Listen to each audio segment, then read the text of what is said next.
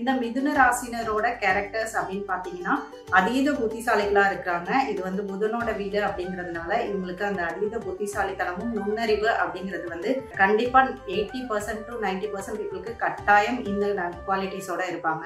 ரொம்ப easy கோயிங்கான personalities இருங்க. என்ன ஒரு விஷயமா இருந்தாலும் ரொம்ப எளிமையா அதை எப்படி சாதிக்கணும் அப்படிங்கிற வழிமுறைகள் இவங்க கிட்ட கேட்டா மட்டும்தான் தெரியும். அந்த அளவுக்கு வாழ்க்கையவே வந்து ரொம்ப ஈஸி கோயிங்கா ஈஸி அப்ரோச்சா அதை வந்து ஹேண்டில் பண்ணுவாங்க. ஒருத்தங்களோட மனநிலையை வந்து புரிஞ்சுக்கிட்டு அவங்களுக்கு ஏத்த மாதிரியான விஷயங்களை சொல்றப்பவும் செய்யறப்பையும் வந்து அந்த வேலை இன்னும் எளிதா நடக்கும் இல்லையா? அந்த மாதிரி விஷயங்களை ரொம்ப நாசுக்கா செய்யக்கூடிய பீப்புள் யாருன்னு பாத்தீங்கன்னா இந்த மிதுன ராசினர் தான். வீடுகள் கட்டி வாடகைக்கு விடுறது, இல்ல கடைகள் கட்டி வாடகைக்கு விடுறது, திருமண மண்டபங்கள், இந்த மாதிரி விஷயங்கள்லாம் இவங்களுக்கு நிறைய ஆப்பர்ச்சுனிட்டிஸ் வர ஆரம்பிக்கும். ஃபுல் ஆன் பக்தி நேயர்களுக்கு வணக்கம். இன்னைக்கு மிதுன ராசிக்கு உண்டான லைஃப் ஸ்டைல், அவங்களோட கேரக்டர்ஸ், அப்புறம் அவங்களுக்கே உண்டான பிரத்யேகமான பரிகாரங்கள் இதெல்லாம் பார்க்க போறோம். இந்த மிதுன ராசி அப்படிங்கிறது வந்து காலச்சக்கரத்துக்கு 3வது ராசியா வருது. இந்த ராசியில பாத்தீங்கன்னா திருவாதிரை, மிருகசீரிஷம், புனர்பூஷம் இந்த 3 நட்சத்திரங்கள் இன்க்ளூட் ஆகுது. இந்த மிதுன ராசினரோட கேரக்டர்ஸ் அப்படின்னு பாத்தீங்கன்னா அதீத புத்திசாலிகளா இருக்காங்க. இது வந்து புதனோட வீடு அப்படிங்கிறதுனால இவங்களுக்கு அந்த அதீத புத்திசாலித்தனமும் நுண்ணறிவு அப்படிங்கிறது வந்து கண்டிப்பா 80% to 90% பீப்புளுக்கு கட்டாயம் இந்த குவாலிட்டிஸோட இருப்பாங்க. இவங்களோட நுண்ணறிவு ஒரு விஷயத்த ரொம்ப நுணுக்கமா ஆராய்ஞ்சு அந்த விஷயத்த செய்யறது, அந்த விஷயத்த லேர்ன் பண்ணிக்கிறது, இந்த மாதிரி விஷயங்கள்லாம் இவங்களுக்கு ரொம்ப கைவந்த கலையா இருக்கும்.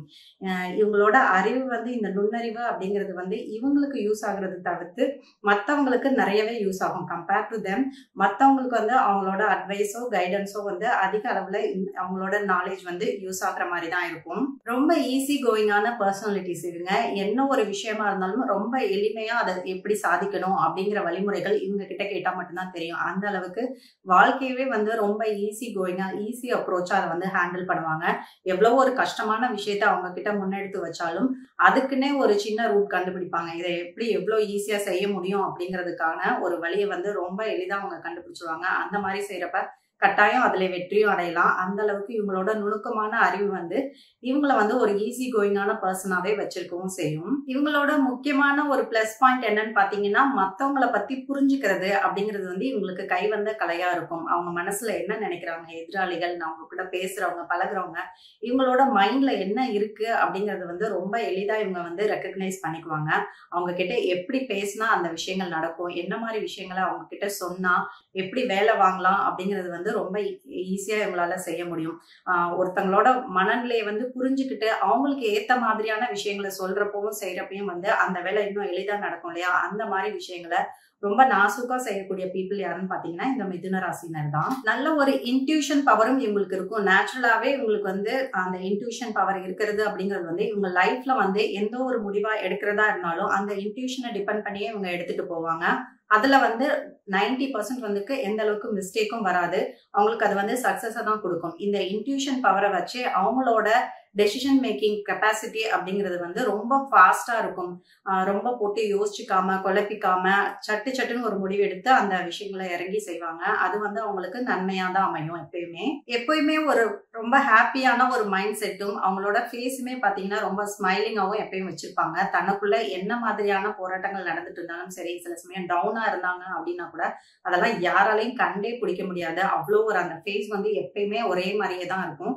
அவங்கள்ட்ட பழகுறவங்களுக்கோ இல்ல ரொம்ப நெருங்கின பழகுறவங்களுக்கு கூட அவங்க வந்து டவுனா இருக்காங்க, ஏதோ ஒரு ப்ராப்ளம்ல இருக்காங்க அப்படிங்கிறது வந்து அவங்களால ஃபைண்ட் அவுட் பண்ணவே முடியாது. எப்பயுமே அது ஒரே மாதிரியான ஒரு ஃபேஸை மெயின்டைன் பண்ணிட்டு இருப்பாங்க.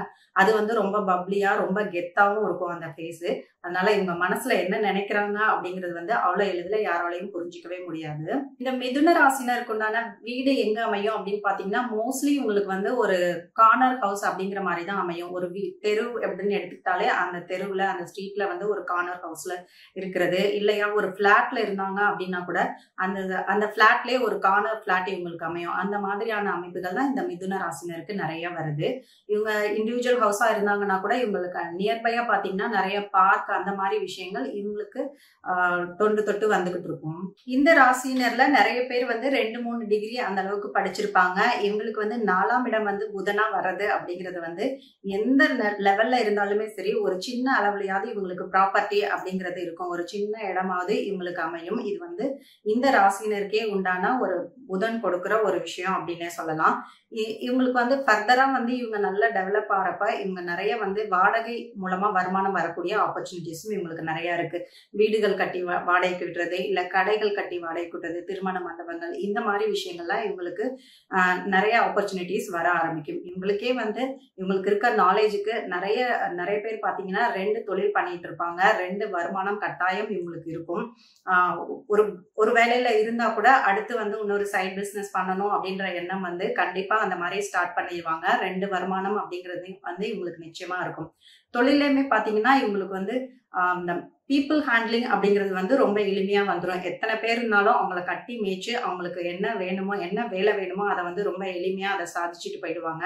அது வந்து அந்த பீப்புளுக்குமே வந்து ஒரு புண்படாத வகையில ரொம்ப ஈஸி கோயிங்கா அதை அவங்களுக்கு புரிய வச்சு அந்த வேலையை அவங்களுக்கு வந்து கிராப் பண்ணிக்க தெரியும். அதனால அந்த விஷயங்கள்ல இவங்க ரொம்ப ஒரு மேனேஜ்மெண்ட் ஸ்கில் உள்ள பீப்புளா இருப்பாங்க. டீம் ஒர்க்குக்கு வந்து இவங்க வந்து ஒரு எக்ஸலண்டான லீடர்னே சொல்லலாம். டீம் லீடர் அந்த மாதிரியான விஷயங்களும் இவங்களுக்கு ரொம்ப அற்புதமா வரும்.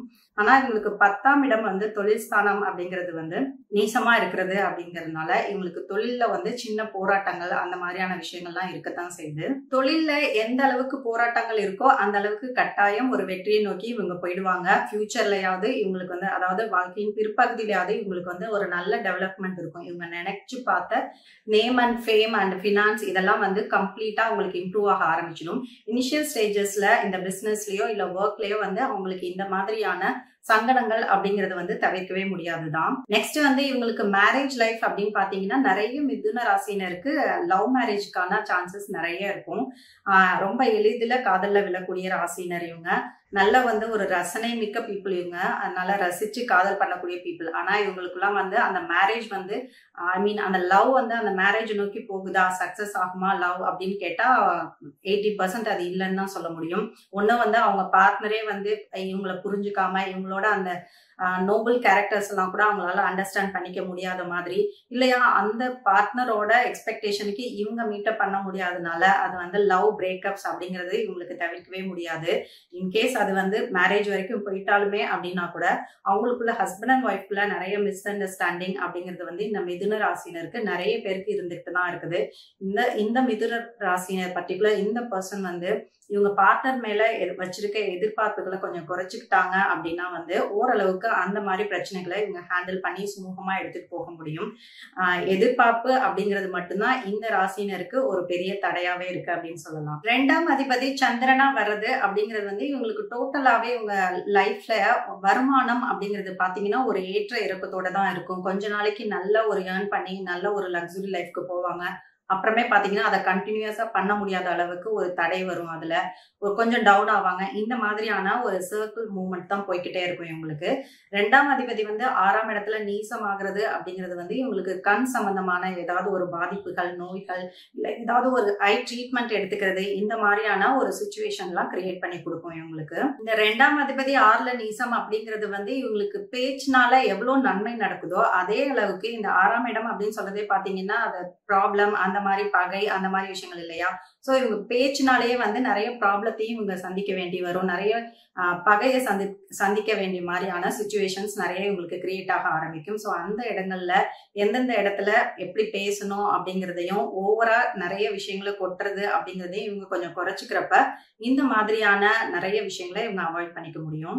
இந்த ராசினருக்கு உண்டான இன்வெஸ்ட்மெண்ட் எது பெஸ்ட் அப்படின்னு சொல்லி பாத்தீங்கன்னா இவங்க நிலத்துல இன்வெஸ்ட் பண்றது அப்படிங்கிறது வந்து பெரிய அளவுக்கு இவங்களுக்கு லாபங்களை கொடுக்கும். மற்ற எல்லாத்தையும் விட இவங்களுக்கு புதன் சம்பந்தமான நிலங்கள்ல இன்வெஸ்ட்மெண்ட் பண்றது அப்படிங்கிறது வந்து இமீடியட்டா அந்த இடம் இவங்க ஏதாவது ஒரு இடம் வாங்கி போடுறாங்க அப்படின்னா கூட அந்த இடம் வந்து இமீடியட்டா வந்து ஒரு நல்ல ஹைக் ஆகும். இவங்களுக்கு வந்து நல்ல ஒரு ப்ராஃபிட்டை கொடுக்கக்கூடிய ஒரு நிலைமைக்கு போகும். ஸோ இவங்க பிசினஸ்ல இன்வெஸ்ட்மெண்ட் அப்படிங்கிறப்ப அந்த நிலத்துல இன்வெஸ்ட் பண்றது அப்படிங்கிறது வந்து இவங்களுக்கு பெரிய சக்சஸ் கொடுக்கக்கூடிய விஷயமா இருக்கும். பொதுவாகவே இந்த மிதுன ராசினருக்கு பாத்தீங்கன்னா இந்த விவசாய நிலத்துல அருகில குடியிருக்கிறது, இல்ல வீட்லயே வந்து செடி கொடிகள் வளர்க்கறது, இந்த மாதிரியான ஆர்வங்கள் வந்து அதிகமாவே இருக்கும் இவங்களுக்கு.